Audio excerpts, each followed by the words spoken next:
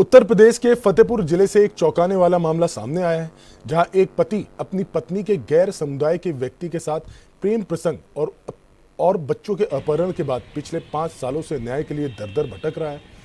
पीड़ित पति का आरोप है कि उसकी पत्नी, जिसकी शादी के बाद से ही गैर समुदाय के एक शख्स के साथ प्रेम प्रसंग चल रहा था, ने विरोध करने पर उसके बच्चों को अगवा कर लिया और अब उन्हें जान से मारने की धमकी दी जा रही है। बता दें कि शुरुआती तलाश में वह मायके में मिली, पर कुछ समय बाद बच्चों सहित वहां से भी गायब हो गई। काफी खोजबीन के बाद पता चला कि वह दिल्ली के नजफ्फरगढ़ स्थित एक एनजीओ में रह रही है। जब पति बच्चों से मिलने पहुंचा तो पत्नी ने उसे बच्चों से मिलने नहीं दिया और धमकी दी कि अगर वह पीछा करेगा तो उसे और बच्चों को जान से मार देगी। इसके बाद वह बच्चों सहित वहां से भी फरार हो गई। पिछले 5 सालों में पीड़ित पिता अपने बच्चों की बरामदगी के लिए अधिकारियों के चक्कर काट रहा है, लेकिन उसे अब तक सिर्फ आश्वासन ही मिला है।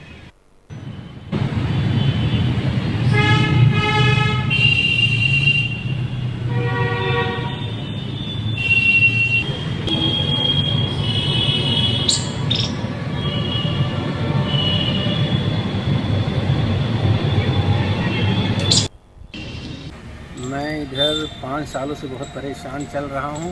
मेरी पत्नी जो मुझे बहुत परेशान कर रही है। हमारी शादी 2015 में हुई थी, प्रेम विवाह हुआ था।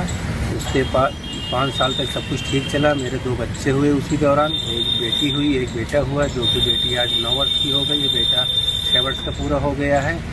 और इसी 2020 के दौरान मुझे पता चला वो किसी और से कभी करते हुए मैंने देखा, तो मैंने उसका विरोध किया। आए दिन इसी बात को लेकर लड़ाई झगड़ा होती रही। इसी बात को लेकर बहुत लड़ाइयाँ अक्सर बढ़ती चली गई। और फिर इसी में एक दिन मेरे न रहने पर वो मेरे बच्चों को लेके अपने मायके चली गई।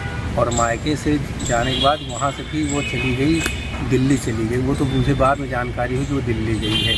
वहाँ एक मोहित सेठ नाम का लड़का था, उसी के संपर्क में वो थी। उसी ने उसको दिल्ली का पता बताया। वो दिल्ली जाके रहने लगी।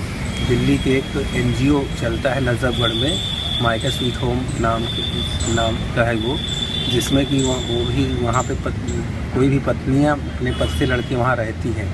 वहाँ पे सारी सुविधाएं दी जाती हैं। क्या हुआ? क्या कोई उसके बाद से कोई धमकी या किसी प्रकार कुछ?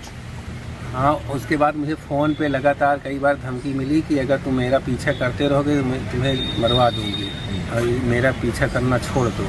ऐसा कई बार उसने बोला। और ख़ास करके बच्चों के लिए बोलती गई, अपने बच्चों को देखना हो देख लो, नहीं तो वहीं बच्चों को भी भेज देंगे कहीं। और फिर जब लगातार अगर मैंने मिलने का प्रयास किया बच्चों से, फिर बाद में कहा बच्चों से भी मिलने नहीं देंगे और बच्चे को देखने के लिए तुम्हें तरसा देंगे।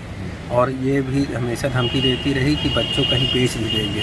तो मुझे ये सी डर रहता है कि मेरे बच्चों के साथ पता नहीं क्या हो रहा हो।